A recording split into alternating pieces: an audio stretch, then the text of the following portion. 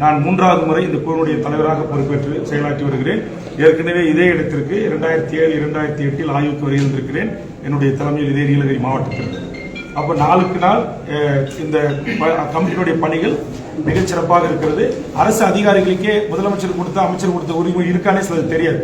அப்போ எங்கள் செக்ரட்டரியிலிருந்து assembly secretary இங்கே நாங்கள் டீமாக வந்திருக்கிறோம். Assembly secretary, joint secretary, deputy secretary, under secretary, தனி அலுவலர், உதவி தனி அலுவலர், ஷார்ட் அண்ட் ரிப்போர்ட்டர்ஸ், ஒரு நடமாடும் சட்டமன்றமே இங்கே வந்து இந்த ஆய்வு மேற்கொண்டிருக்கிறது.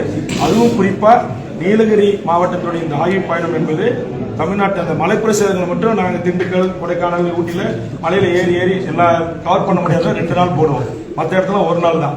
அதுலேயும் குறிப்பாக நீலகிரியில் நம்முடைய மாவட்ட ஆட்சித்தலைவர் 2 நாளும் எங்களோடவே இருந்து இந்த குழுவை வழிநடத்தி கள ஆய்வுக்கும் உரிமையை நிறைவேற்றுவதற்கும் மிக சிறப்பாக ஒத்துழைப்பு தந்து இந்த குழுவுக்கு மிக மனநிறைவான ஒரு ஆய்வு பயணமாக இது அமைந்திருக்கிறது.